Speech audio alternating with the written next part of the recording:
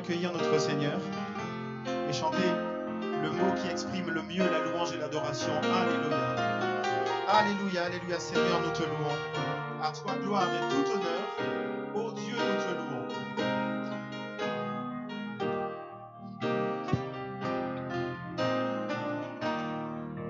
Ensemble, élevons le nom du Seigneur. Alléluia. Alléluia. Alléluia. Seigneur, nous te louons. À toi la gloire et tout honneur. Oh Dieu, nous te Je vous invite à chanter avec nous. Alléluia. Alléluia. À vous mettre debout Alléluia. avec nous. Seigneur, nous te louons. À toi gloire et tout honneur. À toi gloire et tout honneur. Encore une fois, élevons le nom du Seigneur Oh Dieu, en chantant Alléluia.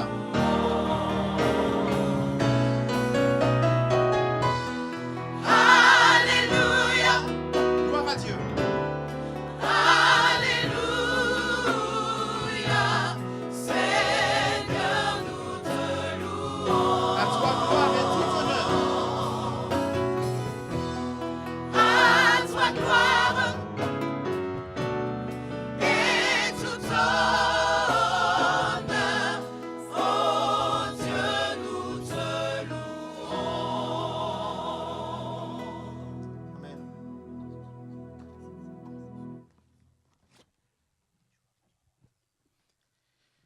Éternel, tu me sondes et tu me connais. Tu sais quand je m'assieds et quand je me lève. Tu pénètres de loin ma pensée. Tu sais quand je marche et quand je me couche. Et tu pénètres toutes mes voies. Car la parole n'est pas sur ma langue, que déjà, ô Éternel, tu la connais entièrement. Tu m'entoures par devant et par derrière. Tu mets ta main sur moi. Une science aussi merveilleuse est au-dessus de ma portée. Elle est trop élevée pour que je puisse la saisir. Où irai-je loin de ton esprit? Où fuirai-je loin de ta face? Si je monte aux cieux, tu y es. Si je me couche au séjour des morts, t'y voilà. Si je prends les ailes de l'aurore et que j'aille habiter à l'extrémité de la mer, là aussi ta main me conduira et ta droite me saisira. Je te loue que je suis une créature si merveilleuse. Tes œuvres sont admirables et mon âme le reconnaît bien. Mon corps n'était point caché devant toi lorsque j'ai été fait dans un lieu secret, tissé dans les profondeurs de la terre. Sonde-moi, ô Dieu, et connais mon cœur. Éprouve-moi et connais mes pensées. Regarde si je suis sur une mauvaise voie et conduis-moi sur la voie de l'éternité. Adorons notre Créateur, notre Rédempteur, notre Consolateur. Gloire à Dieu, notre Créateur. Faisons résonner notre voix. Et surtout chantons avec notre cœur. Gloire à Dieu, notre Créateur. Gloire à Christ, notre Rédempteur. Gloire à Christ, notre Et gloire aussi à l'Esprit Consolateur. Gloire à l'Esprit Consolateur.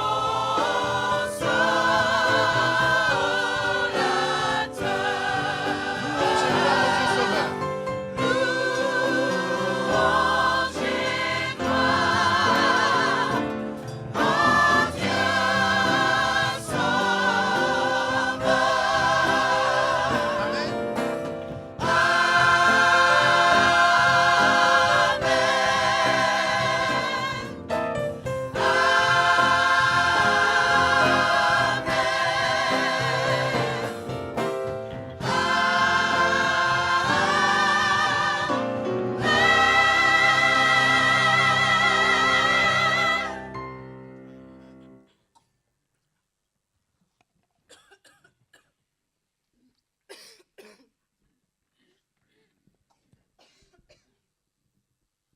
voulons, notre Dieu, notre Père céleste, invoquer ton Saint-Nom. Nous voulons te rendre un culte. Seigneur, reçois l'hommage de nos lèvres, les sentiments de nos cœurs. Et puisses-tu, Seigneur, trouver grâce dans nos cœurs, alors que nous avons trouvé auprès de toi, auprès de Jésus-Christ, le repos, la paix, la consolation. Que ton Saint-Esprit, Seigneur, exalte sa joie en nous. Amen. En Jésus-Christ. Amen. Amen.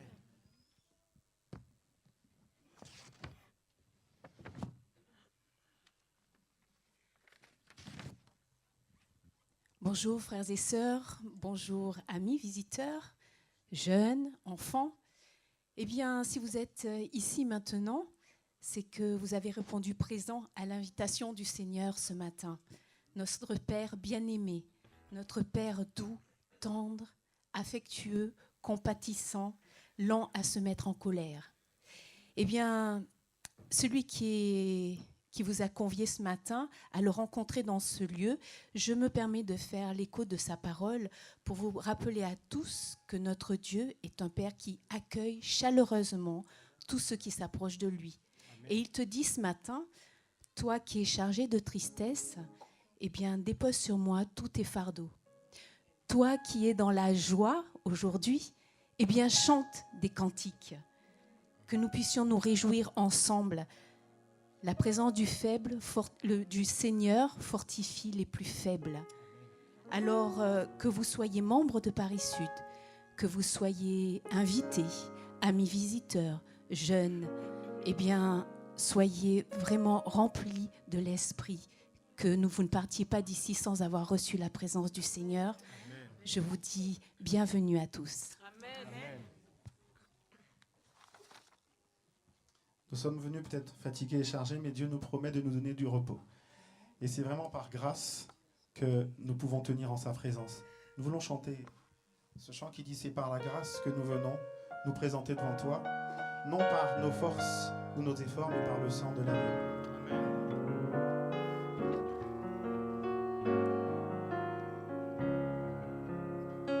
Ensemble. C'est par la grâce que nous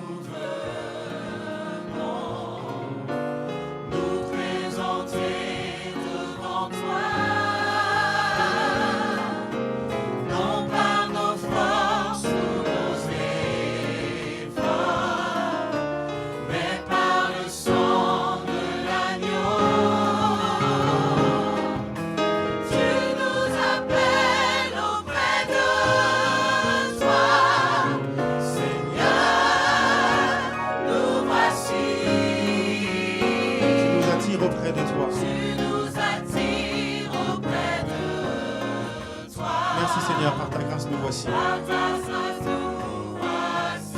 Par grâce nous voici. Par grâce nous voici. Si tu comptais tous nos péchés, qui vivrait? Si tu comptais tous nos péchés, qui vivrait?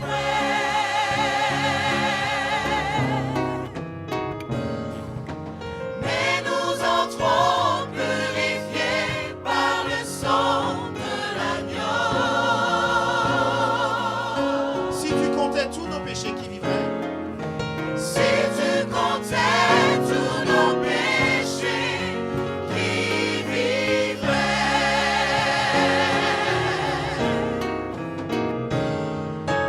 Mais nous entrons purifiés par le sang de l'agneau. C'est par la grâce. C'est par la grâce que nous venons nous présenter devant toi, non par nos forces ou nos efforts, mais par le sang de l'agneau. Tu nous appelles auprès de toi. Tu nous appelles auprès de toi. Seigneur, nous voici. Seigneur, nous voici. Merci pour ta présence, Seigneur. Tu nous attires auprès de toi. Par ta grâce, nous voici. Par ta grâce,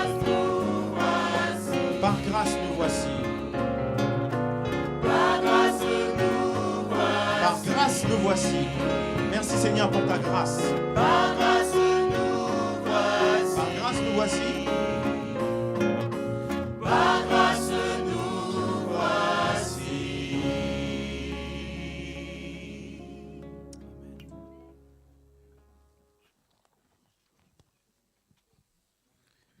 Le temps est accompli, nous dit Jésus, et le royaume de Dieu est proche. Repentez-vous et croyez à la bonne nouvelle. Le psalmiste ajoute, dans le psaume 138, « Je me prosterne dans ton saint temple et je célèbre ton nom à cause de ta bonté et de ta fidélité, car ta renommée s'est accrue par l'accomplissement de tes promesses. » Prosternons-nous pour la prière.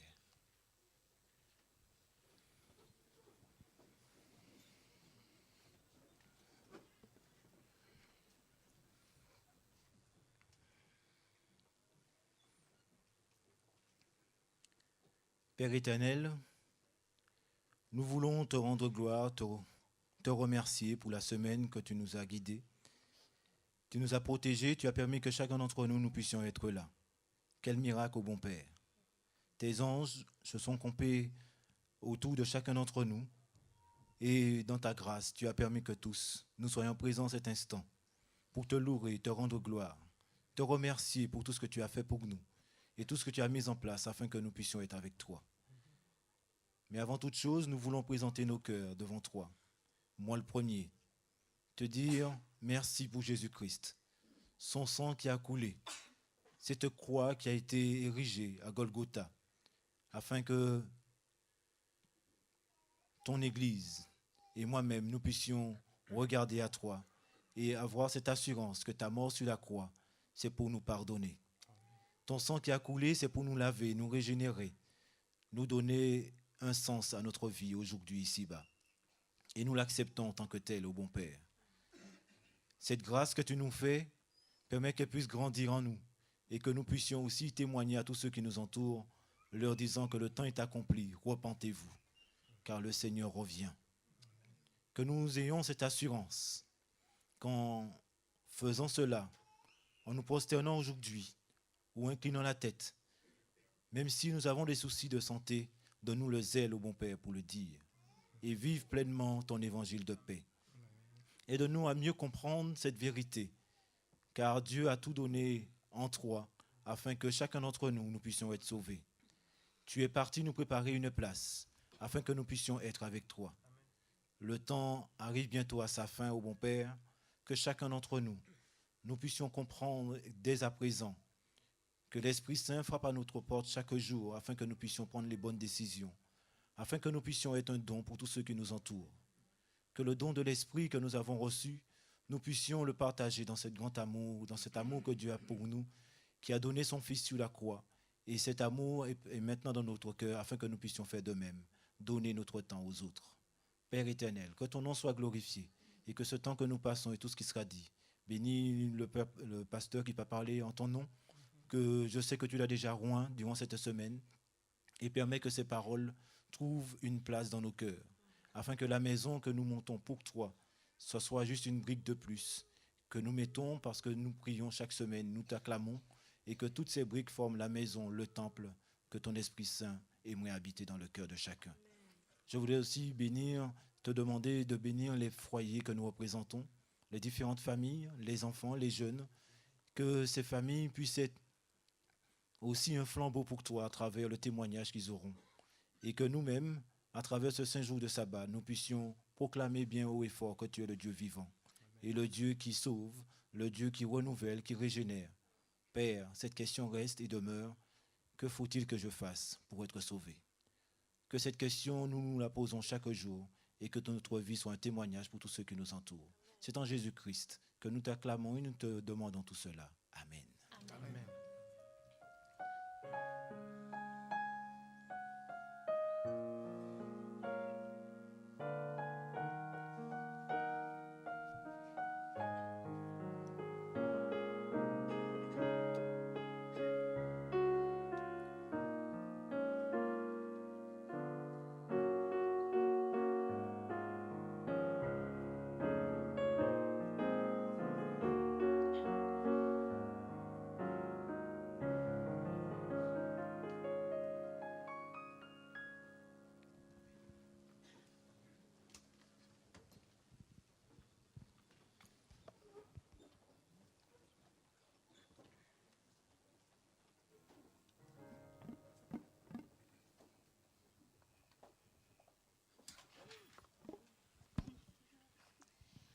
Bonjour à tous.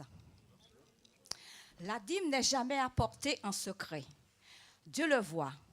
Jésus enseigna la loi de la dîme. La dîme, toujours en premier, est à mettre à part. Que chacun de vous, le premier jour de la semaine, mette à part chez lui ce qu'il pourra selon sa prospérité. La Bible nous enseigne que le 10e de nos revenus appartient à Dieu.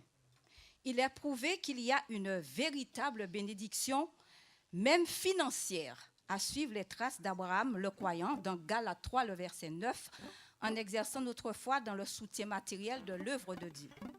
Jésus déclare dans Matthieu 22, le verset 19, « Montrez-moi la monnaie avec laquelle on paie le tribut. » Et ils présentèrent un denier.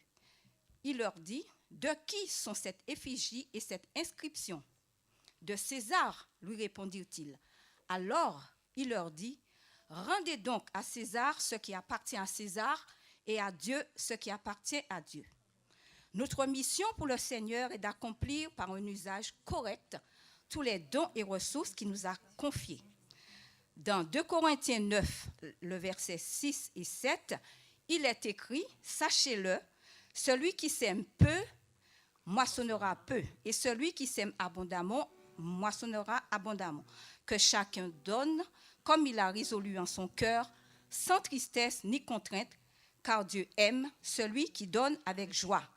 Donnons en toute libéralité. » La loi de la dîme est-elle encore en vigueur aujourd'hui? Jésus-Christ lui-même indiqua que nous devrions apporter à la maison du trésor toutes les dîmes et les offrandes. Les diacres et les diaconesses passeront dans les rangs afin de recueillir les offrandes et les dîmes. Et pendant ce temps, nous allons chanter la fidélité du Seigneur, dont l'amour dure à jamais.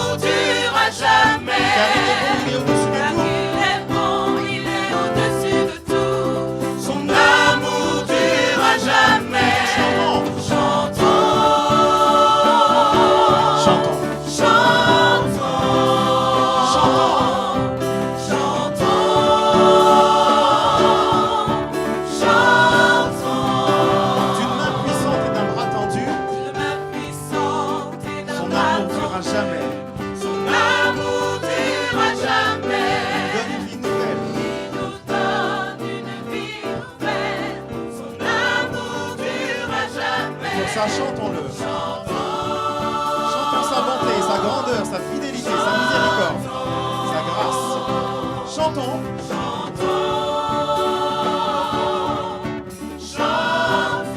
À jamais tu es fidèle. À jamais Dieu est fidèle. À jamais Dieu est bon. À jamais tu es À jamais Dieu est avec nous. À jamais. À jamais. À jamais tu es fidèle. À jamais Dieu est fidèle. À jamais tu es grand. À jamais Dieu est grand. À jamais tu es avec nous. À jamais Dieu est avec nous. À jamais. À jamais. À jamais. À jamais. Du lever du soleil, Du lever du soleil jusqu'à son coucher. son amour dure à jamais. L'amour dure à jamais. Et c'est par sa grâce que nous persévérons. Son amour dure à jamais. Chantons. Élevons nos voix. Chantons. Chantons. À jamais tu es fidèle. À jamais Dieu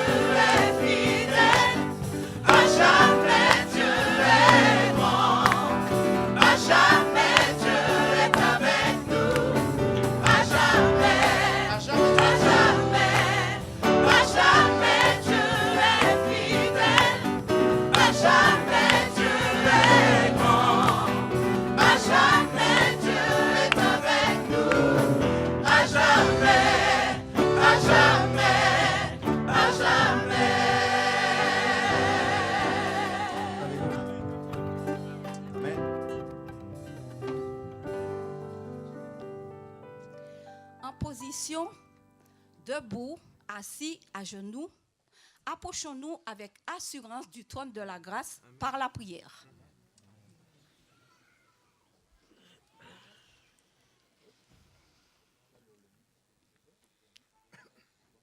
Père céleste, merci pour la promesse que tu nous as faite en nous disant que tu vas nous bénir dans chaque domaine de notre vie.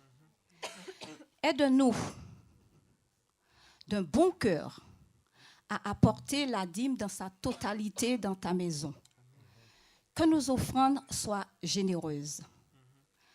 Père céleste, tu aspires à déverser tes bénédictions en abondance sur chacun et chacune. Rends-nous obéissants à ta parole et que notre foi traduise également en actes. Au nom de Jésus-Christ. Amen. Amen.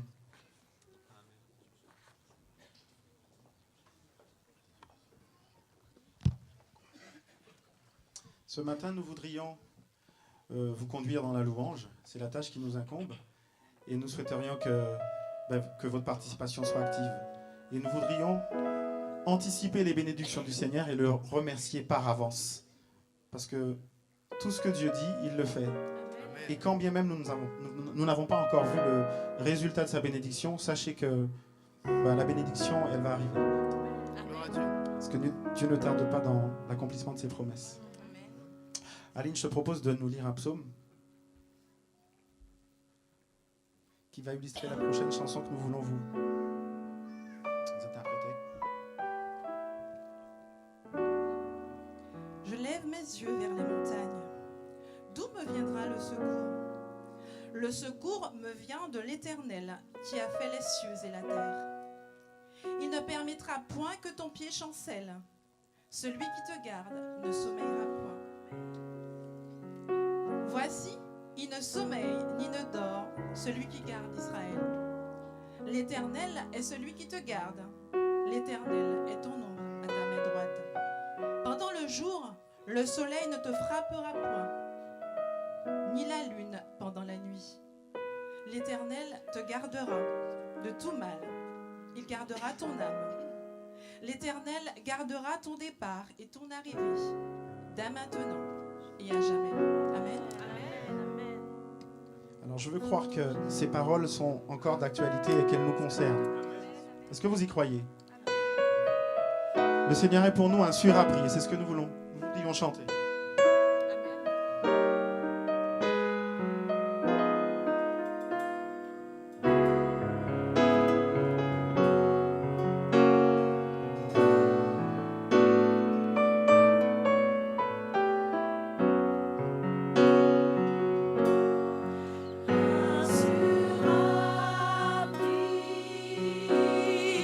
Tu es pour moi.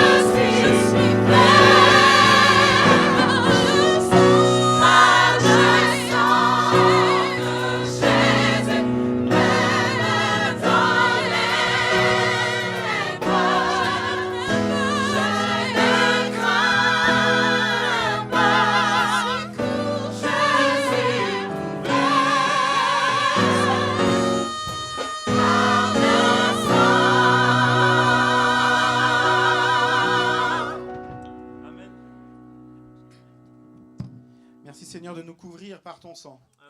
Merci Seigneur. Nous voulons chanter ta sainteté.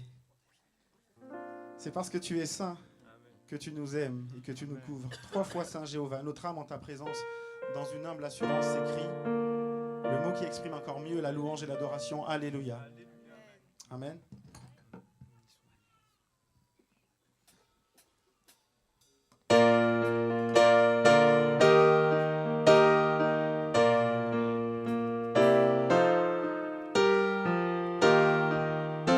Ensemble. 3 fois Saint Jéhovah, 3 fois Saint Jéhovah, notre âme en ta présence, dans une humble assurance, s'écrie Alléluia, s'écrie Alléluia, ta gloire est immortelle, ta grâce est éternelle. Ô Père, ô Fils, Sauveur. Ô Père, ô Fils, Saint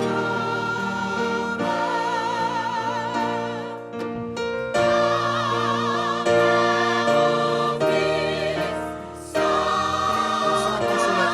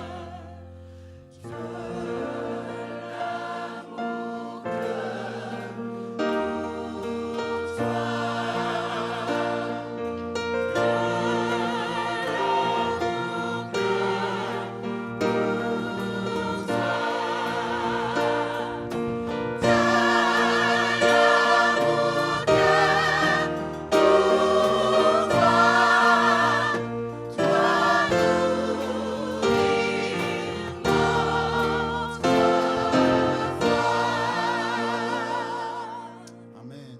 Amen.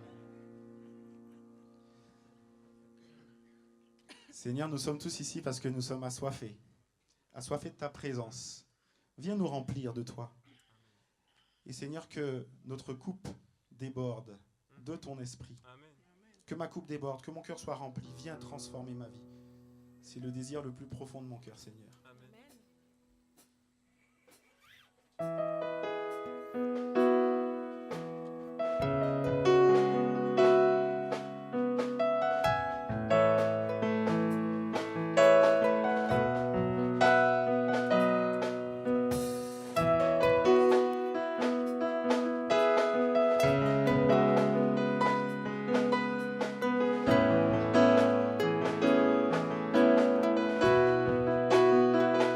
Seigneur, me voici.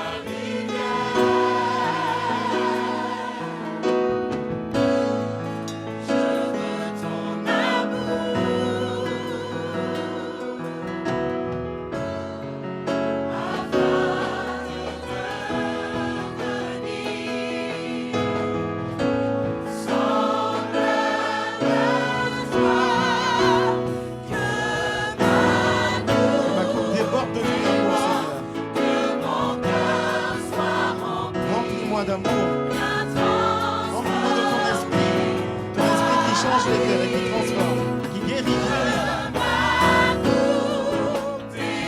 Qu'elle déborde de joie du Saint-Esprit. Viens Jésus. Change-moi. C'est le désir de mon cœur. Je t'en prie, Seigneur. Amen. Je sais que c'est le désir de tout un chacun.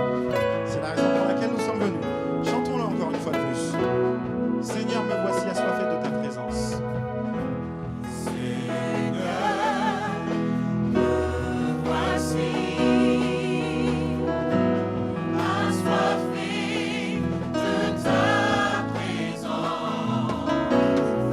Père, entends mon cri.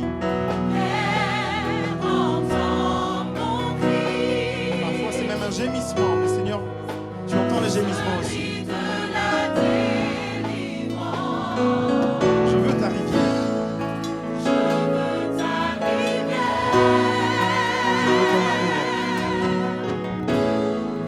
Je veux ton amour. Afin de devenir semblable à toi.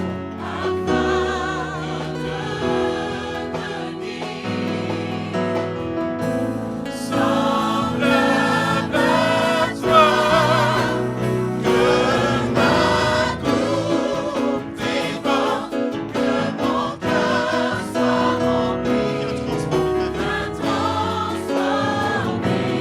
ma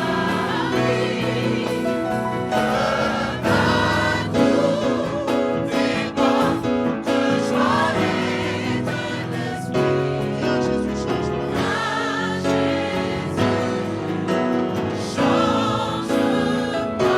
Fais-le, je te prie.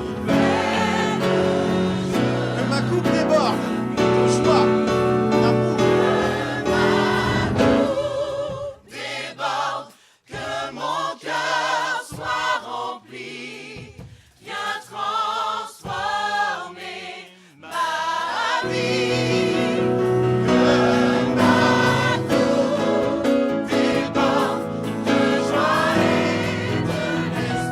Viens Jésus, change-moi.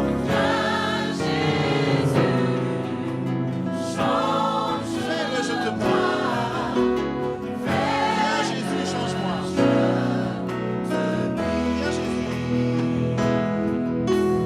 Viens Jésus. Change-moi, transforme-moi. Fais-le, je te prie. Encore une fois, viens Jésus, change-moi.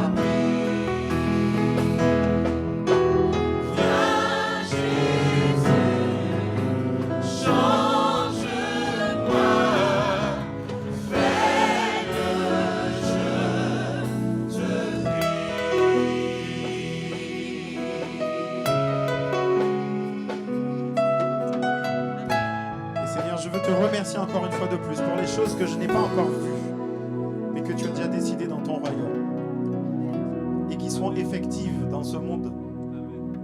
Amen, Seigneur. Merci, Seigneur, de nous ouvrir une porte. Merci, Seigneur. Nous espérons en toi. Merci d'ouvrir cette porte.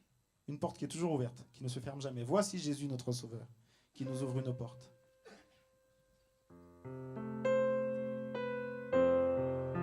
Seigneur, évidemment, notre réponse est oui. Nous voulons répondre à cet appel divin avec reconnaissance.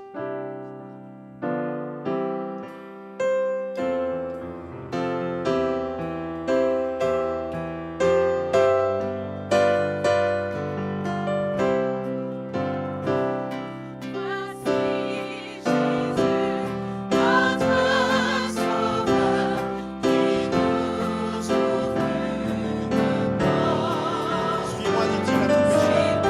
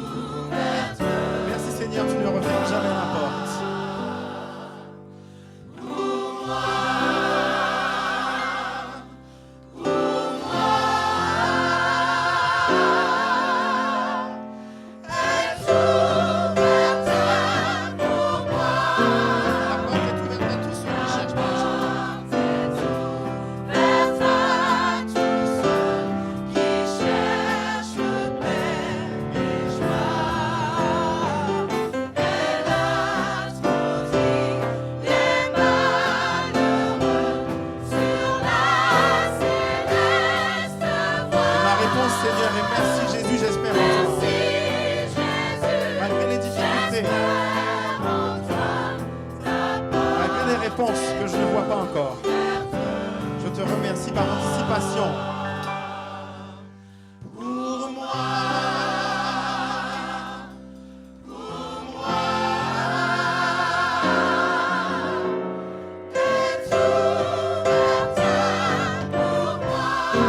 Répondons au divin appel.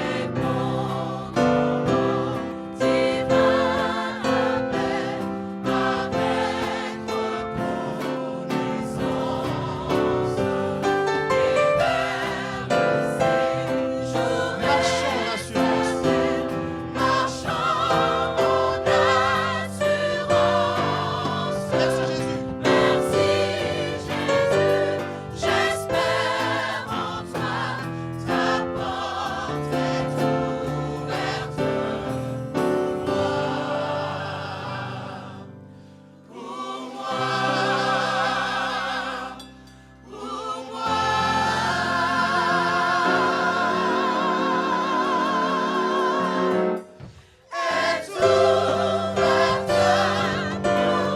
Merci Jésus. Merci Jésus. La porte est ouverte pour moi.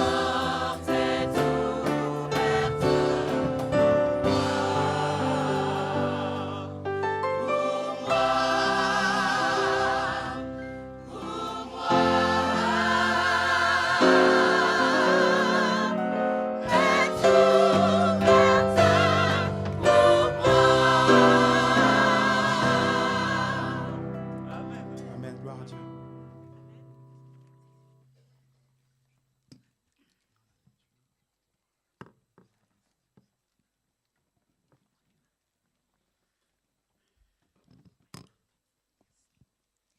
Alors j'invite maintenant l'Assemblée à se tenir debout.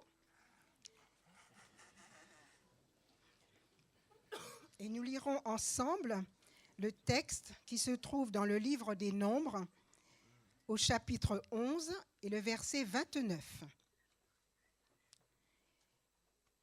Moïse lui répondit, « Es-tu jaloux pour moi? Puisse tout le peuple de l'Éternel être composé de prophètes, et veuille l'Éternel mettre son esprit sur eux. » Amen. Vous pouvez vous asseoir.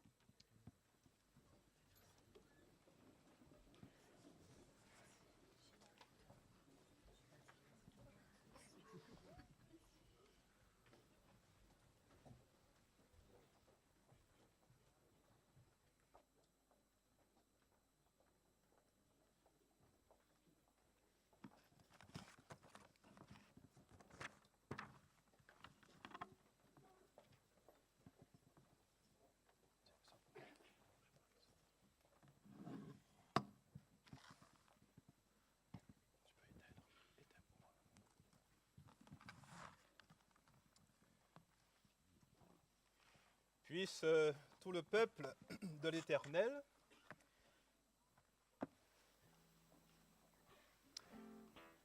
puisse tout Paris Sud être composé de prophètes et veuille l'Éternel mettre son esprit en chacun. Prions ensemble. Notre Dieu, notre Père, merci pour tes grâces, pour ce temps de louange, que nos cœurs restent dans la louange, centrés sur toi et toi seul, qui requiert notre attention, notre écoute, que ton Saint-Esprit nous dicte toutes choses et nous conduise à Jésus-Christ. Amen.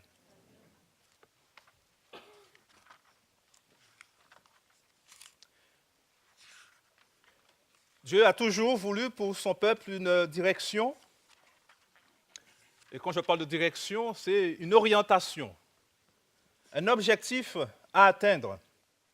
Chacun, pour sa part, a un objectif. Dieu le lui a confié.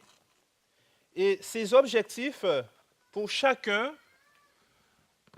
convergent vers le salut, vers la vie éternelle. Dieu avait donc rassemblé son peuple en esclavage. Il l'a fait sortir d'Égypte, il l'a conduit au travers de la mer Rouge, il l'a fait passer dans le désert et ensuite pour le conduire dans la terre promise. C'est un schéma redondant et en réalité, chacun d'entre nous est entré dans ce schéma. Chacun d'entre nous a fait le choix de quitter l'Égypte, de quitter le monde. Il a décidé de voir cette ligne de démarcation. Et pour Dieu, c'était important pour le peuple de traverser cette mer rouge. La Bible nous dit qu'ils ont tous été baptisés en Moïse. Aujourd'hui, en tant que chrétiens, nous ne sommes pas baptisés en Moïse, nous sommes baptisés en Jésus-Christ. Nous avons donc passé par l'eau du baptême. Et ensuite, nous sommes passés dans le désert. Et nous sommes ici dans l'Église. L'Église, c'est le lieu du désert. Parce qu'après, nous tous convergeons vers la Canaan, la Canaan céleste. Voyez donc, ce processus, cette typologie, n'est-ce pas, se retrouve pour chacun d'entre nous. C'est l'objectif de Dieu. Mais comment vivons-nous l'Église? Comment voyons-nous l'Église? Oui, l'Église, c'est le symbole du désert. Et à cette occasion, pour le peuple hébreu qui devait vivre dans le désert, c'était un moment de grosse frustration. C'était un moment de plainte. Et dans ce passage de Nombres, chapitre 11, il va y avoir deux plaintes. La plainte du peuple et aussi la plainte de Moïse. Comment Dieu va-t-il faire avec ces plaintes?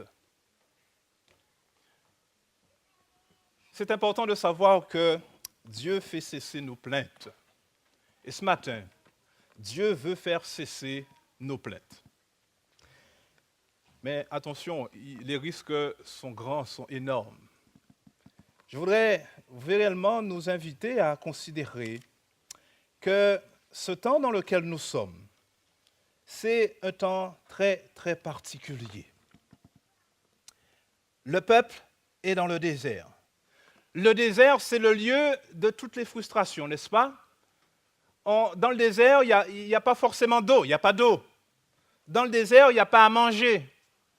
Le désert, d'une manière générale, c'est l'absence, c'est le manque. Et pour aller plus loin, c'est le manque de reconnaissance parfois, c'est l'ingratitude. C'est le désert affectif, c'est la solitude, littéralement également. C'est aussi, et en particulier, le lieu de l'inconfort. Et beaucoup peut-être se disent en tant que membres de Paris Sud, nous sommes vraiment dans le désert ici à Villejuif, alors que notre lieu c'est le 130. Non, 130 ou 150 ou le 11, ça reste le désert, ça reste l'Église. Et dans l'Église et dans le désert, Dieu veut apprendre à son peuple. C'est le lieu, par conséquent, où c'est un lieu d'apprentissage. Quelles que soient les circonstances que nous rencontrons dans notre vie, quelles que soient les difficultés que nous rencontrons, c'est un lieu par excellence d'apprentissage. Tout ce qui nous arrive, tout ce par quoi nous traversons, eh bien, fait partie du plan de Dieu. Comment allons-nous traverser, n'est-ce pas, ce désert? Comment allons-nous vivre ce désert? Comment allons-nous considérer ce qu'il y a à apprendre, ce qu'il y a à vivre dans ce désert? Je voudrais vous inviter déjà à ce texte-là, Nombres chapitre 8.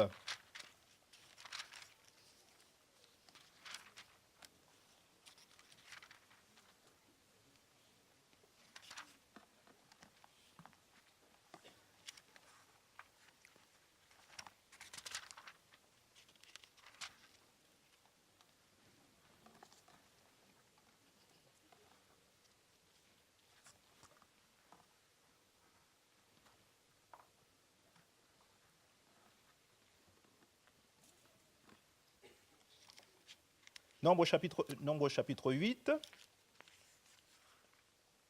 Excusez-moi.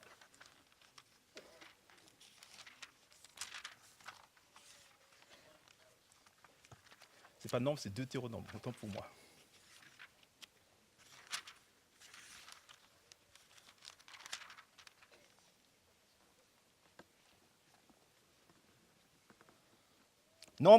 Deutéronome, chapitre 8.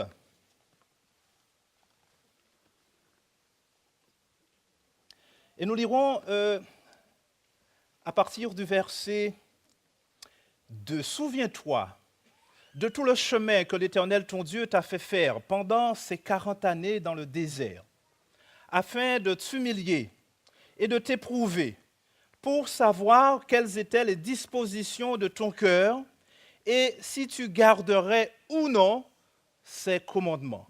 Il t'a humilié, il t'a fait souffrir de la faim, il t'a nourri de la manne que tu ne connaissais pas et que n'avaient pas connu tes pères, afin de t'apprendre que l'homme ne vit pas de pain seulement, mais que l'homme vit de tout ce qui sort de la bouche de l'Éternel. Le désert était un lieu où devait apprendre, où le peuple de Dieu devait apprendre au travers de la frustration, au travers de, entre guillemets, l'humiliation. Il devait apprendre, il devait se purifier, se bonifier, pour ainsi dire. L'Église, en particulier, est le lieu de tous les apprentissages. Que faisons-nous donc de ce lieu qu'est l'Église, là où nous passons? Que faisons-nous donc des dispositions que Dieu a mises dans l'Église? Ce lieu où s'expriment très souvent les plaintes. Le peuple va se plaindre. Et au travers de ces plaintes va apparaître cette amertume, ce ressentiment et ce dissentiment. Ce ressentiment au travers de la rancœur vis-à-vis de Moïse, de la rancœur vis-à-vis de Dieu lui-même, pour leur avoir fait quitter l'Égypte. Là où il disait, nous allons revenir dans Nombre chapitre 11, là où il disait que là au moins, Nombre chapitre 11, verset 5, nous mangions en Égypte. Ça ne nous coûtait rien.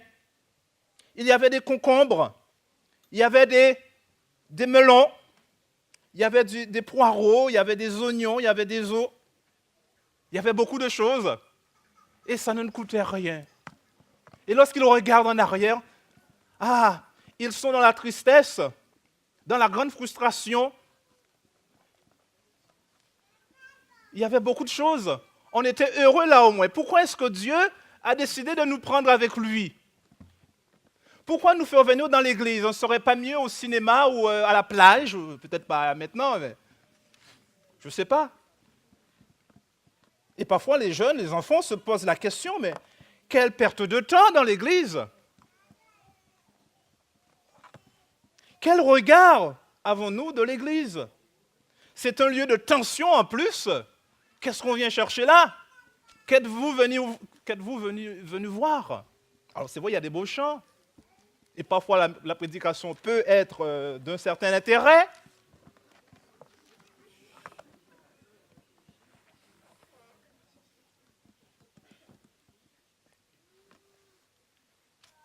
Comment considérer réellement notre vécu dans l'Église?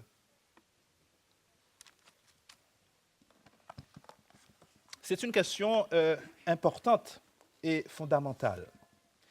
Remarquez qu'il y a une première plainte qui se fait savoir. Le peuple, Dieu lui a donné de la manne. Ils étaient dans le désert. C'est normal, il n'y a pas d'animaux, il n'y a pas de jardin. Non, il n'y a pas de jardin du tout. Il n'y a rien dans le désert. Hein. À moins de manger du sable, mais bon, ça ne se fait pas. Dieu donne une nourriture particulière, la manne. Mais le peuple est, pour ainsi dire, gonflé avec ça.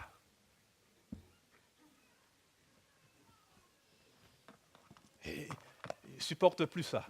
On veut autre chose. Et le peuple commence à pleurer, verset 4, « Qui nous donnera de la viande à manger ?» On veut manger de la viande, de la bonne viande, un bon steak.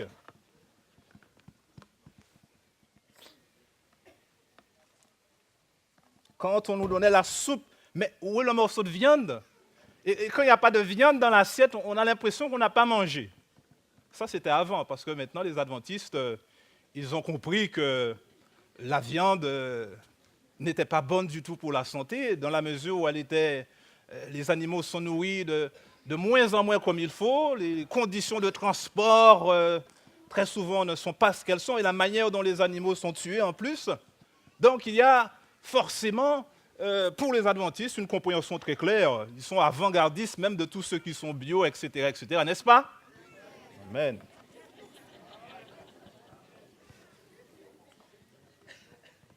Donc la question ne se pose plus. On laisse tomber la viande de toute façon. On n'en fait pas une question de salut, mais une question de santé publique d'ailleurs. Mais il n'y a pas de viande, mais il y a autre chose.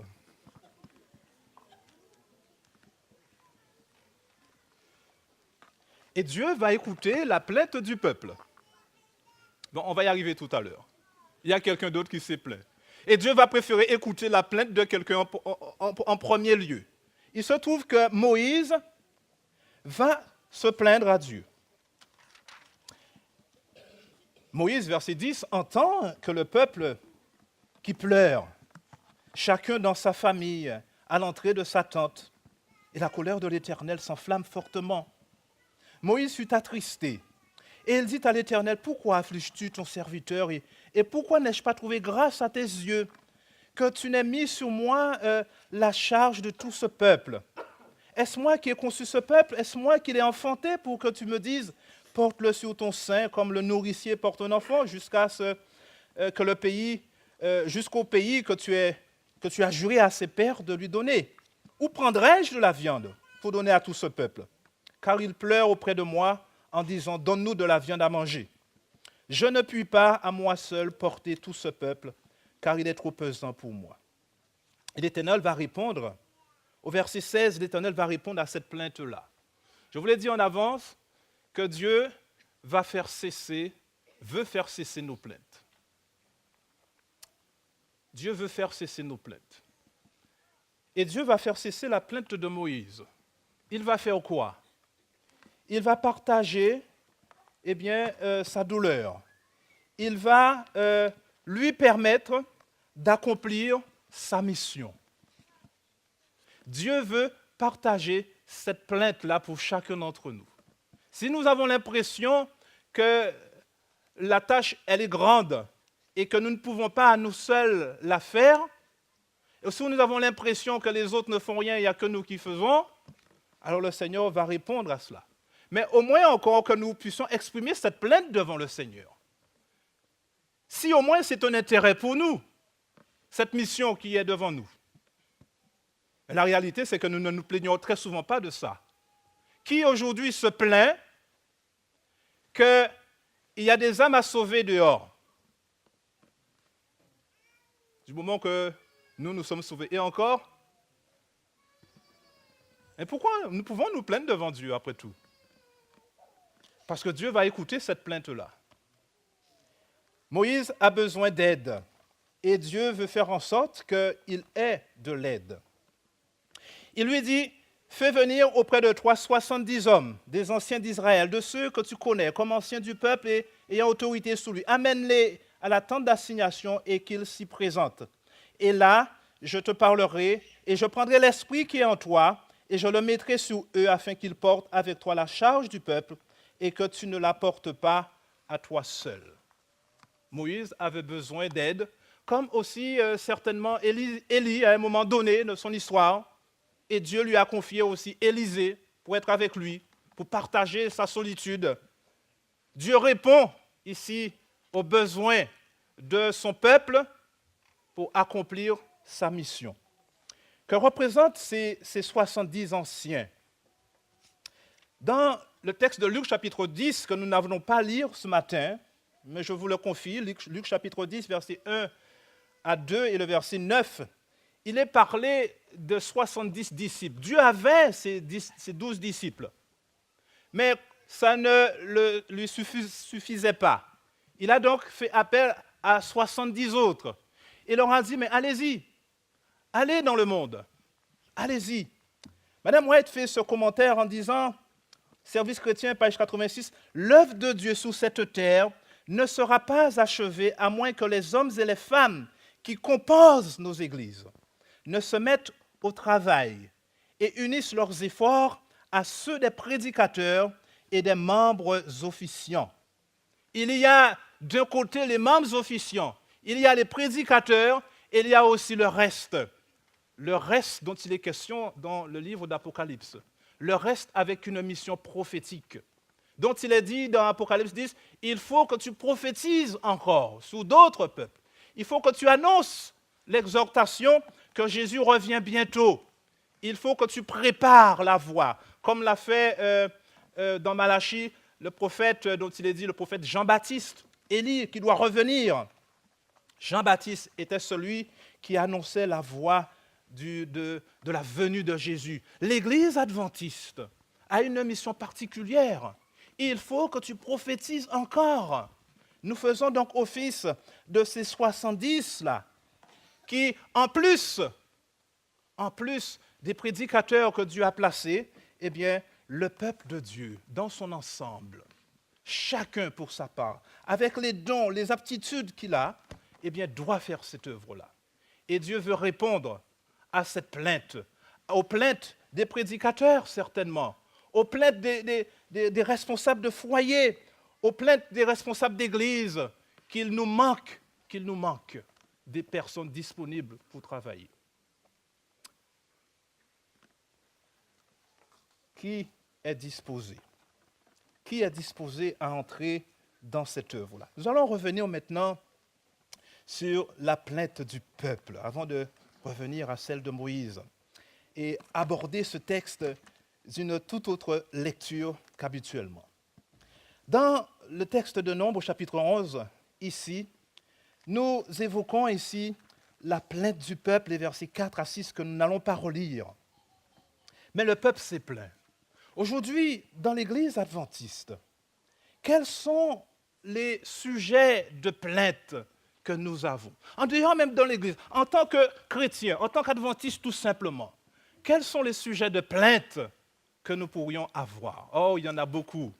Je pense qu'il y en a autant certainement qu'il y a de personnes et il faudrait multiplier cela. Parce que nous avons à nous plaindre de beaucoup de choses, de la manière dont les choses se font. Il y aura toujours un sujet de plainte. Et si je posais la question, est-ce qu'il y a quelqu'un qui ne se plaint jamais? Peut-être, il y en aurait-il, hein? Dieu a bien trouvé Job. Il peut trouver aussi. Est-ce qu'il y a quelqu'un qui ne se plaint jamais? Bon.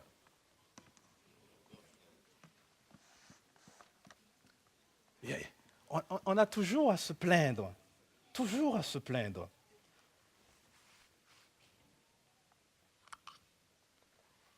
Mais nous nous plaignons de quoi dans l'Église? Et parfois, on l'entend, hein, et il n'y a pas de joie dans l'Église? Il n'y a pas d'amour dans l'Église? On n'est pas souvent cette plainte-là?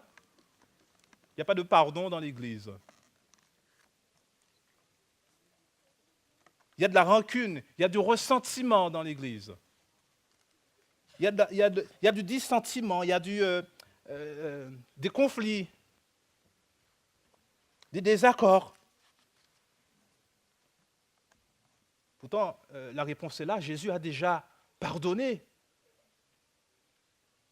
Jésus a déjà porté les culpabilités. Même s'il nous dit dans Lévitique 18, tu ne porteras pas rancune contre ton frère, mais nous oublions que Jésus a déjà porté. Mais nous continuons à faire rancune, à porter rancune. Nous continuons à garder dans nos cœurs le ressentiment, la rancœur. Pourtant, nous savons qu'il nous a déjà pardonné. Mais nous gardons ces rancœurs dans nos cœurs parce que nous n'accordons pas à Dieu la grâce qu'il nous offre. Nous n'accueillons pas, la grâce de Dieu, cette grâce qu'il nous offre. Comme il est mentionné dans Matthieu chapitre 18, dans ce passage-là. Le peuple a envie de revenir en Égypte. Et parfois, nous considérons que beaucoup de choses dans le monde sont mieux que dans l'Église. Et nous sommes amenés à juger de l'Église. Et nous considérons que dans le monde, il y a de meilleures choses. Le peuple a la tentation d'aller chercher en Égypte ce qu'il ne trouve pas dans le désert. En tant que jeunes, parfois, nous sommes tentés d'aller chercher dans le monde, en Égypte, n'est-ce pas, la musique que nous ne trouvons pas dans l'Église, que nous ne devrions pas trouver dans l'Église. Nous allons chercher dans le monde le conjoint que nous ne trouvons pas dans l'Église. Nous allons chercher parfois des expériences spirituelles que nous ne trouvons pas dans l'Église. Ah, le samedi matin, c'est un peu morne ou terne, alors on va aller le dimanche ailleurs. Alors que le Seigneur nous dit que le premier jour est un pseudo-sabbat, il ne peut être honoré en tant que sabbat, en tant que jour d'adoration. Nous allons chercher en dehors de l'Église des expériences de guérison charismatique. Et oui, pourtant, en tant qu'adventiste du 7e jour, nous allons chercher en dehors de l'Église une nourriture spirituelle que nous ne trouvions pas dans l'Église. Et finalement, nous sommes frustrés. Plaise à Dieu que tout le peuple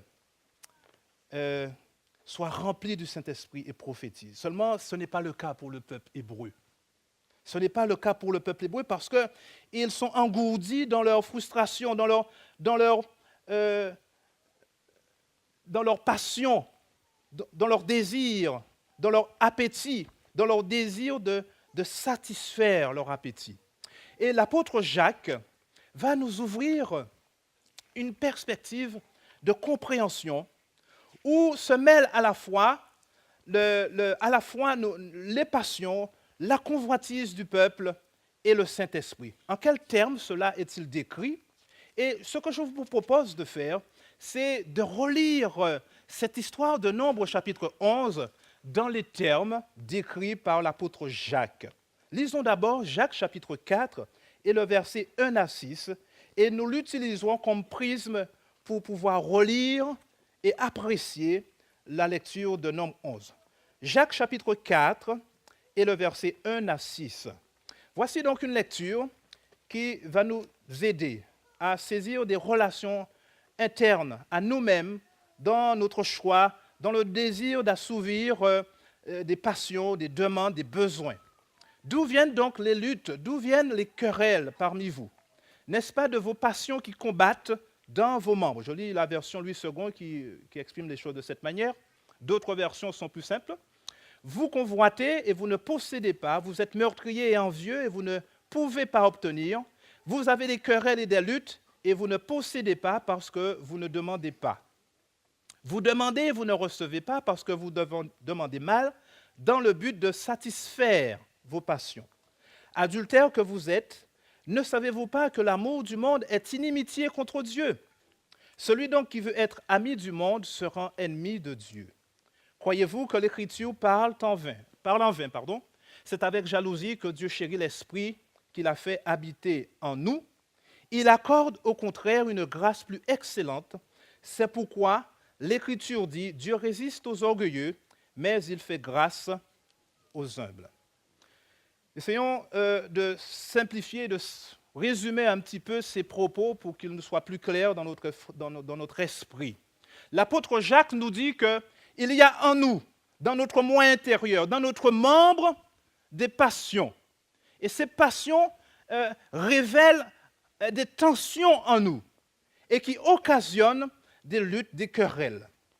Et la réalité des faits, c'est que ces passions qui sont là en nous ont besoin d'être satisfaites.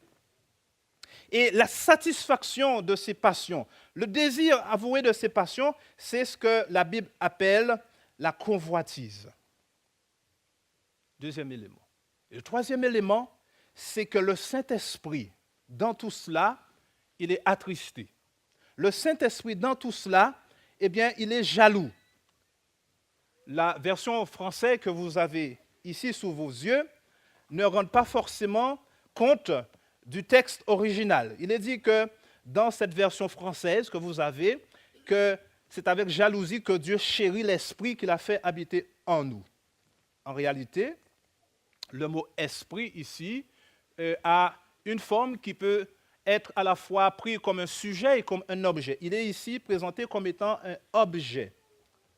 Mais en la réalité des faits, et les commentateurs, notamment le commentaire biblique adventiste, proposent cette lecture qui me semble assez instructive.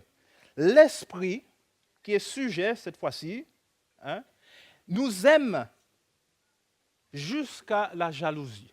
L'esprit que Dieu a mis en nous aime sérieusement jusqu'à en être jaloux. L'esprit de Dieu, oui, nous l'avons vu, nous l'étudions dans la semaine, n'est-ce pas, est une personne de la divinité. Et il exprime des sentiments. Et le texte nous dit qu'il en est jaloux. Il est jaloux parce que la Bible nous le dit clairement que Dieu est un Dieu jaloux. Parce que lorsque notre affection sont tournées vers la satisfaction de nos passions, de notre moi, eh bien, l'activité de l'esprit en nous, Dieu en nous, eh bien, il est affecté, il en est affecté. J'ai choisi d'exprimer ce paragraphe en une phrase, juste, voilà, en une phrase. Seulement, vous avez de la phrase qui se répète concernant le peuple, concernant Moïse et concernant deux hommes. Et je vous propose de lire cette phrase au travers de l'histoire qui se passe dans Nombre chapitre 11.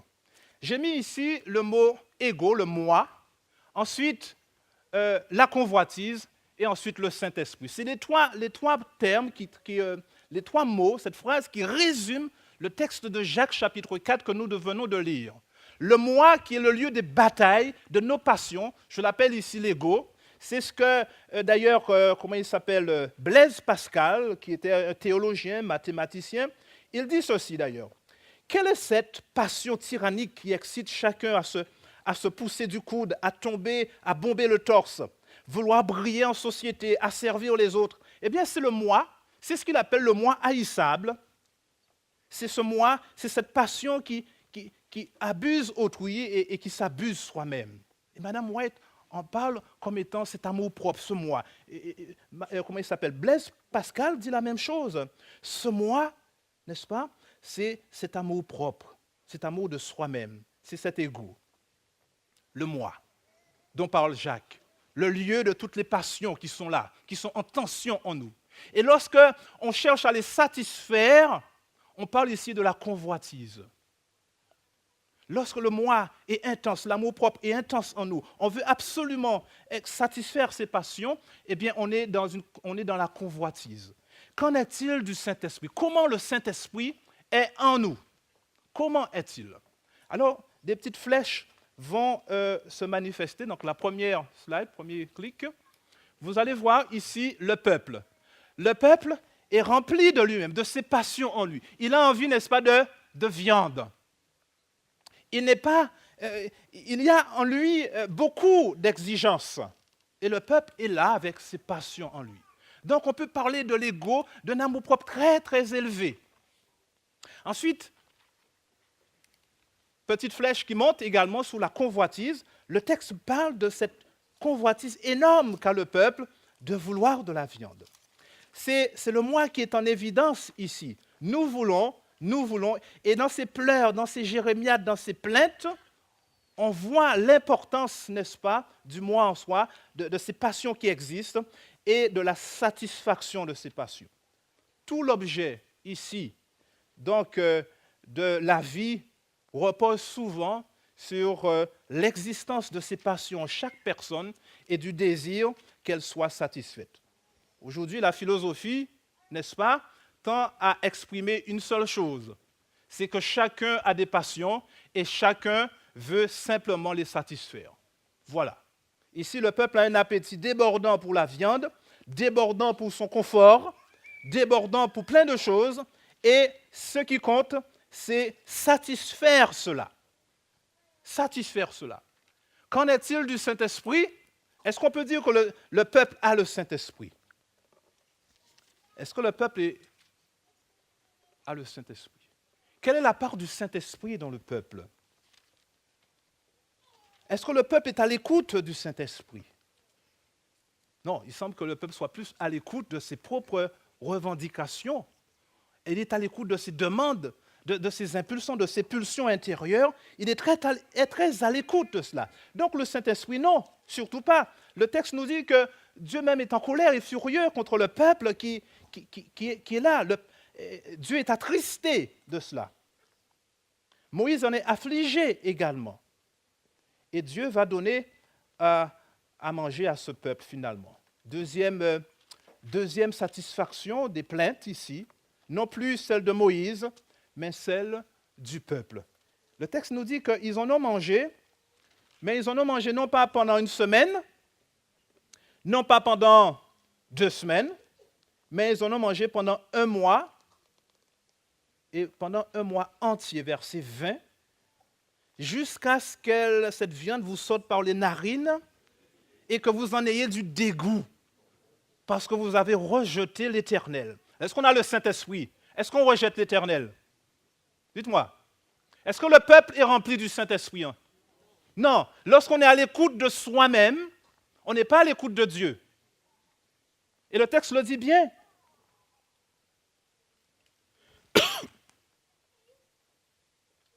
Vous avez rejeté l'Éternel.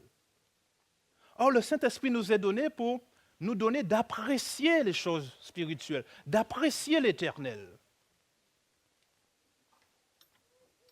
Lorsqu'on minimise le fait de venir aux réunions de prière, lorsqu'on minimise notre présence à l'église, lorsqu'on minimise le moment passé à chanter ou à louer au culte de famille, est-ce qu'on peut dire que le Saint-Esprit est là? Non. C'est rejeter l'Éternel, parce qu'on est uniquement à l'écoute de ses propres revendications, de ses demandes, de nos sollicitations internes. C'est moi et moi seul. Je suis à l'écoute de ce que je veux, simplement. Je ne suis pas à l'écoute de Dieu, je rejette Dieu. Donc j'ai mis juste à côté Saint-Esprit, mais la flèche du bas, n'est-ce pas? Ça, c'est pour le peuple. Maintenant, concernant Moïse, est-ce qu'on peut dire, avant la flèche, parce que la flèche est déjà allée trop vite, concernant Moïse, donc la flèche est en bas, pourquoi on pourrait dire que au niveau de Moïse, il n'est pas dans des passions débordantes, il n'y a pas de passion débordante en lui, dans le sens qu'il veut, il y a un amour propre qui est débordant pour lui. Regardez ce qu'il est dit. Moïse, à un moment donné, n'est-ce pas, il s'est plaint. Qu'est-ce qu'il dit? Je ne puis pas, à moi seul, porter ce peuple. Vous savez, quelqu'un qui a de l'amour propre, qui a beaucoup d'amour propre, qui a un ego démesuré, qu'est-ce qu'il dit?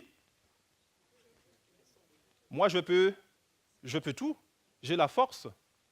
Je peux. Je fais. D'accord? Non, il ne laisse pas tomber, il dit non, je vais faire, moi, il n'y a pas de problème, je n'ai pas besoin des autres.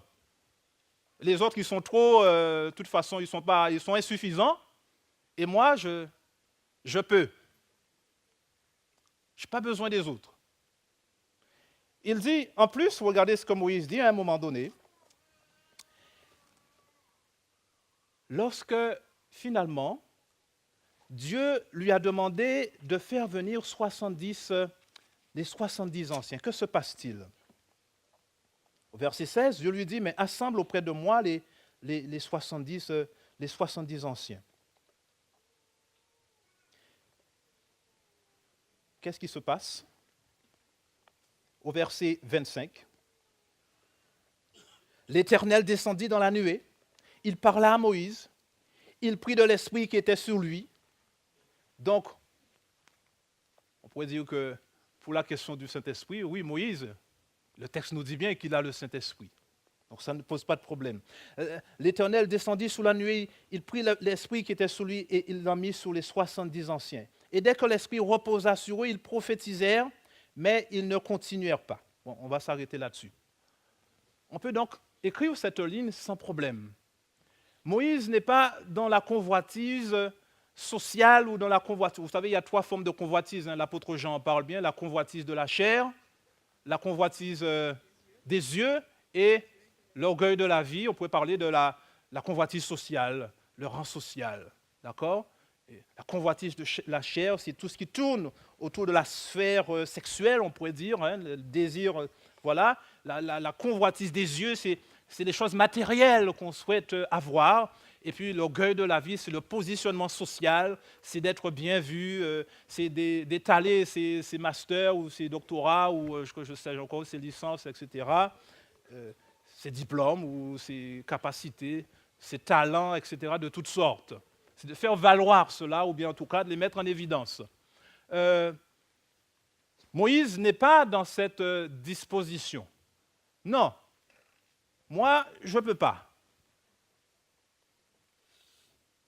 Convoitise, il ne convoite aucune chose. D'ailleurs, à un moment donné, il va se passer un épisode. Parmi les 70 qui ont été appelés, il y en a 2 qui ne sont pas venus.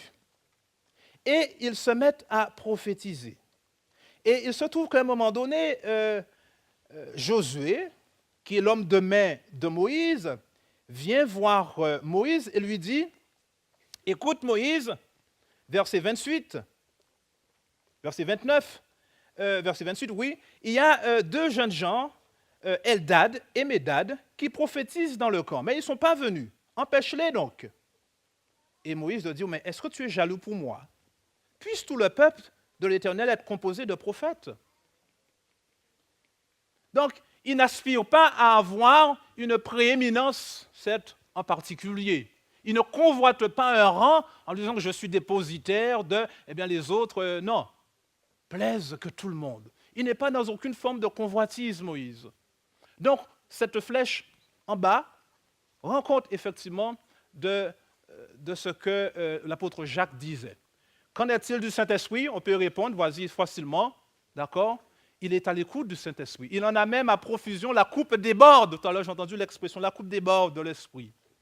Et la coupe déborde tellement que je prendrai cet esprit, et bien, je le mettrai sur les autres. Qu'en est-il de ce 3e type de personnage qui est mentionné et dont je viens de parler ici dans le texte, Nombre chapitre 11, Eldad et Médad. Ils sont parmi les 70 qui ont été désignés, qui ont été appelés. Mais ils refusent de venir. Alors on pourrait se dire, mais pourquoi ils ne viennent pas? Ils ont été convoqués. Pourquoi ne sont-ils pas venus? Pourquoi ne sont-ils pas venus? Pourquoi ne sont-ils pas venus? Ils ont été convoqués, mais ils ne viennent pas. Ils veulent la jouer en solo? C'est quoi? C'est un ministère parallèle ou c'est quoi leur problème à Eldad et Médad? Ce qui est intéressant, c'est de voir que l'Esprit va les toucher parce qu'ils vont prophétiser. Ils vont exprimer les oracles de Dieu, que ce soit par le chant ou je ne sais quoi, mais ils ont exprimé les oracles de Dieu. Il y a une manifestation claire qu'ils sont choisis. Non seulement ils sont choisis, ils sont désignés, mais en plus qu'ils peuvent exercer leur ministère et qu'ils l'exercent en réalité. Alors c'est quoi leur problème à eux? Pourquoi ils ne sont pas venus? Pourquoi ils ne sont pas là? Alors certains diraient oui, mais c'est parce qu'ils considéraient que bon, ça, les affaires de Moïse, tout ça, ça c'est leur truc à eux, moi on n'a pas besoin de ça. Ça signifierait par conséquent, ils ont un ego très élevé et qu'ils aspirent à une convoitise très forte. Ils sont dans la recherche d'une satisfaction personnelle. Et on pourrait se poser la question, mais pourquoi est-ce que le Saint-Esprit les touche? Il est évident qu'ils ne peuvent être dans le cas du peuple dans la première ligne. Alors, il y a l'esprit de prophétie, puisque l'esprit des prophètes est soumis aux prophètes. Dans le livre Conquérant Pacifique, il y a une belle citation qui nous est dit une chose, c'est que ces 2 hommes-là avaient le sentiment tellement profond de leur indignité. il n'osait pas se présenter parce qu'il se sentait indigne de tel honneur. Il se sentait indigne d'un tel honneur. Autrement dit, leur ego était faible. Leur amour propre, non, pas du tout. Ils ne convoitaient aucune posture, aucune position. Mais parce qu'ils ont été désignés, ils agissent en conséquence. Lorsque Dieu décide de nous choisir, et si le Seigneur nous a désignés, il arrive effectivement que notre état d'esprit nous porte à faire des choix, certains ou incertains.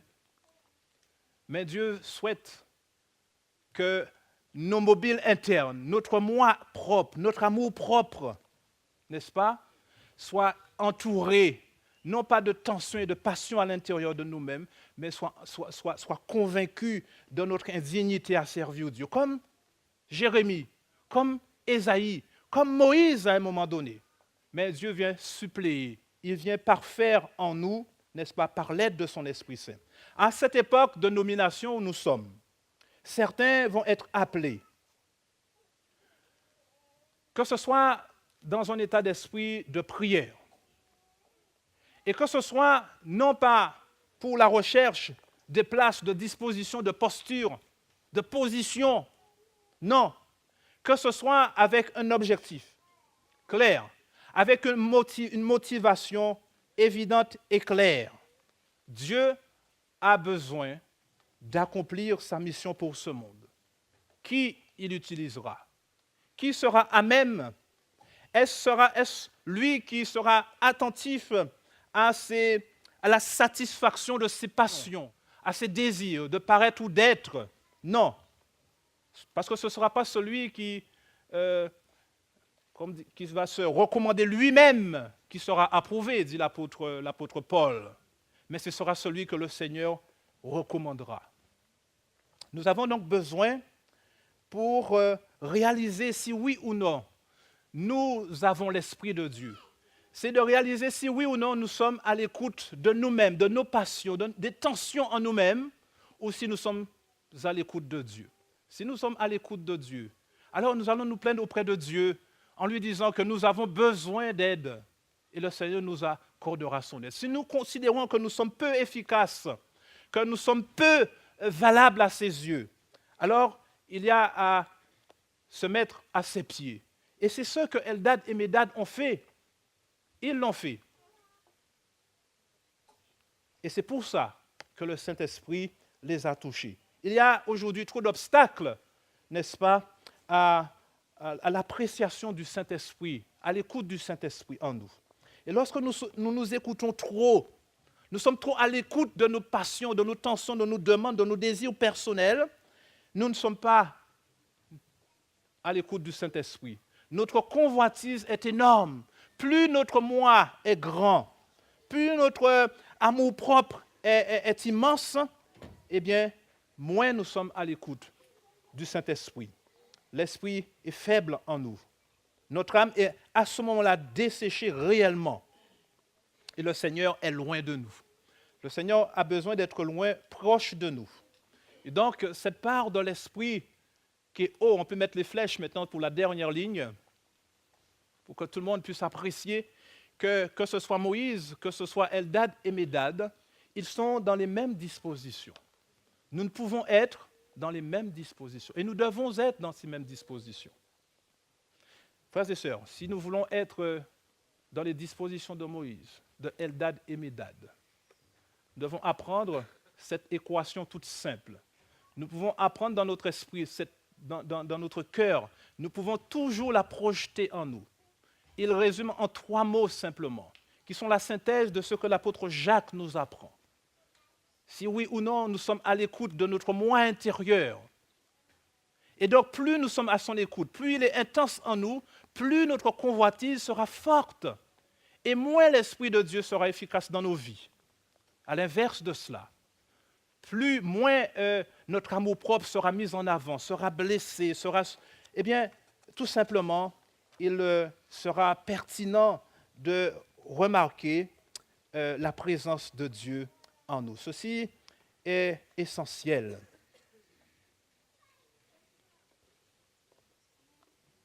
Nous avons besoin donc de prier et de réclamer à Dieu un esprit de sacrifice. Le sacrifice, c'est la mort du moi. C'est l'ego qui baisse. Et au fur et à mesure que l'ego baisse en nous, le Saint-Esprit monte. Faites cette équation chaque jour dans notre vie. Il y a toutes sortes de choses qui se produisent dans l'Église, dans notre vie, dans notre foyer.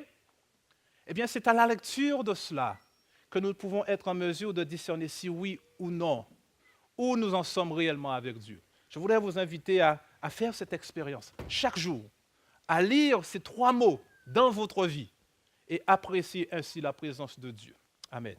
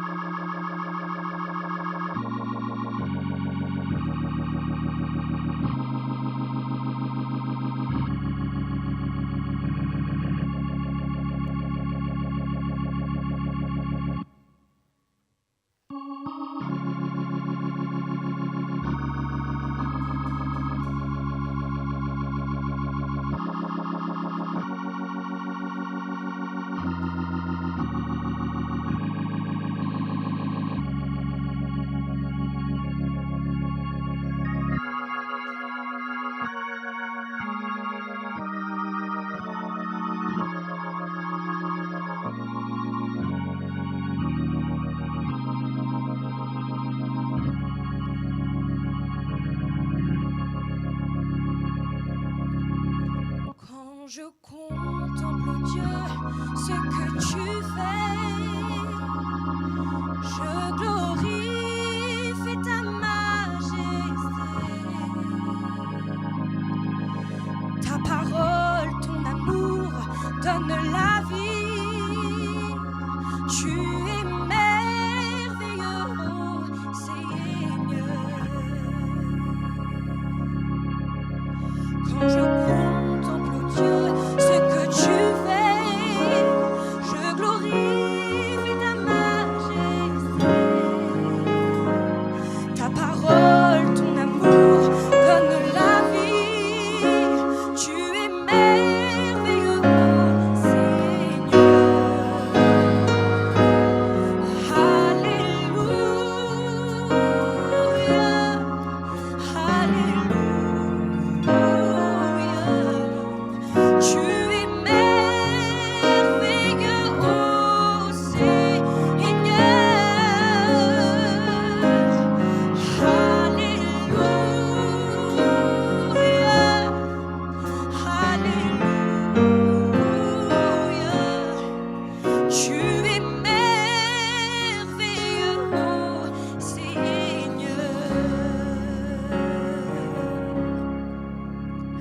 de beauté, oh Dieu, tu as créé. Je glorifie ta majesté. Ta ta bonté, toujours je célébrerai. Tu es merveilleux, ô Seigneur. Alléluia, Alléluia. Tu es merveilleux, ô Seigneur. Alléluia, Alléluia. Tu es merveilleux, ô Seigneur. Alléluia. Nous t'adorons, Seigneur, pour tous tes bienfaits dans nos vies. Tu es merveilleux, Seigneur. Alléluia. Tu es digne, Seigneur, d'être élevé. Tu es merveilleux, ô Seigneur.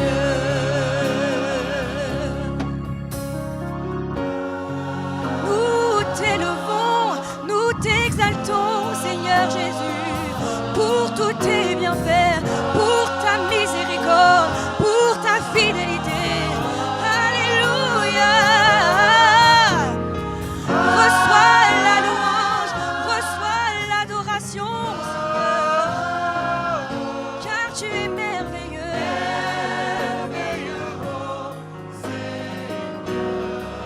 Alléluia. Je te remercie, Seigneur Jésus, pour tout ce que tu fais dans ma vie.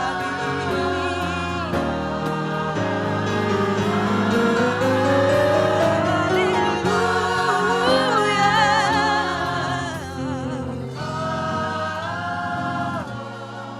Tu es merveilleux, ô Seigneur.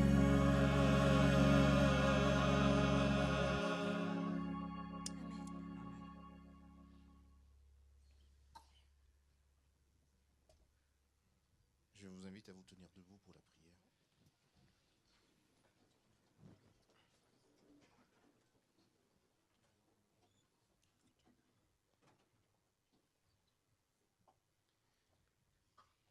Notre bien-aimé Père Céleste, nous te louons, nous te donnons gloire, parce que effectivement tu es un Dieu merveilleux.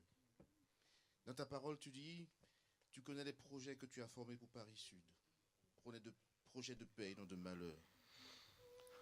Et bien souvent, effectivement, nous avons employé cette expression de désert pour parler de négatif. Mais ce matin, tu nous rappelles que tu es un Dieu merveilleux, que les plans que tu as pour nous, c'est à travers le désert que tu veux les réaliser. Dans ta parole, tu dis également que même si on marche dans la vallée de l'ombre de la mort, nous ne craignons aucun mal. Amen. Donc ce matin, tu nous dis vraiment que tu es un Dieu merveilleux. Par l'intermédiaire d'un prophète, tu dis également que la justification par la foi, c'est quand l'homme tombe dans la poussière et que toi, tu le relèves. Amen. Alors ce matin, nous voulons croire que vraiment tu veux nous relever. Tu veux écraser notre ego. Tu veux l'enterrer dans le désert.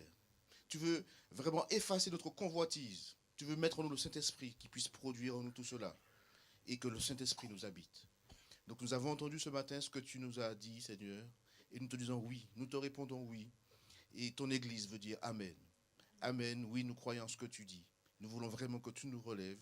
Nous voulons que tu habites en nous, que ton Saint-Esprit règne en nous. Au nom de ton Fils Jésus. Amen. Amen.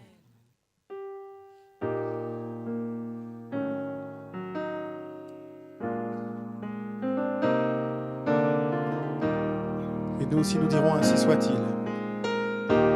Que l'Église dise Amen.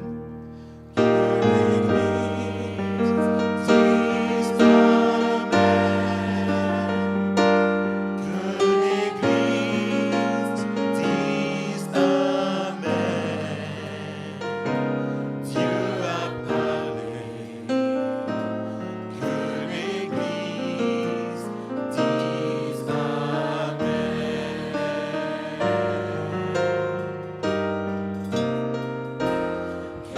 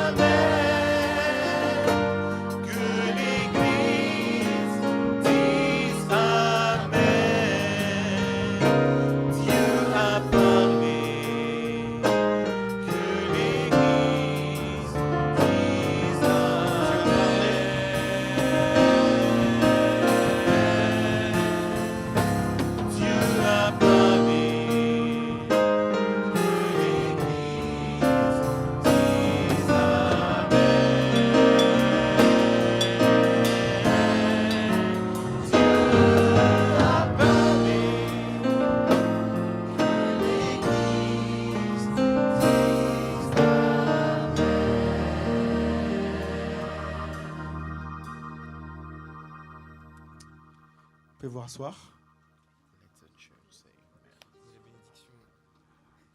Je m'excuse. Restez debout.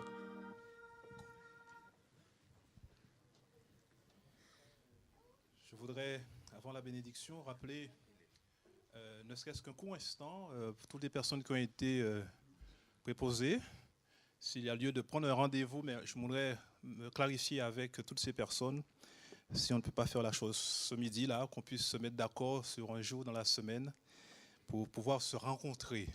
Donc, s'il vous plaît, ne partez pas, je voudrais vous rencontrer très rapidement sur le côté, voilà, ici, là. Merci.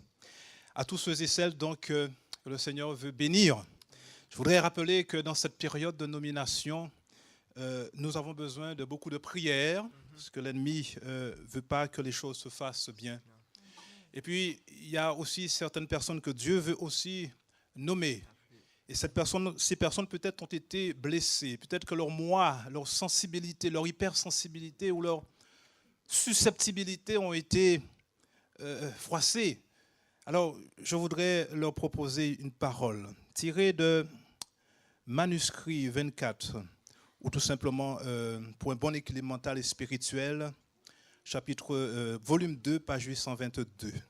Savoir dominer sa susceptibilité. Nombreux sont ceux qui ont une vive sensibilité, non sanctifiée, qui les met constamment sur la défensive devant un mot, un regard ou un acte susceptible d'être interprété comme un manque de respect et d'estime.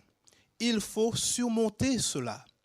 Chacun doit poursuivre son chemin dans la crainte de Dieu en faisant de son mieux sans être troublé par les louanges ou blessé par le blâme, en servant le Seigneur avec dévouement et en apprenant à donner la meilleure interprétation possible à ce qui, chez autrui, peut paraître choquant. Que le Seigneur nous donne de dépasser pour que le moi soit plus affaibli que cela. Que la paix du Seigneur soit avec nous tous, qui nous donne la joie de poursuivre notre course dans ce désert, là où le Seigneur nous a placés, pour notre éducation, pour notre sanctification. Merci Seigneur, en attendant de nous revoir dans le royaume des cieux que tu nous as préparé. Sois avec nous Seigneur là, et donne-nous d'apprécier ta présence dans toutes les circonstances de nos vies. Au nom de Jésus-Christ. Amen. Amen.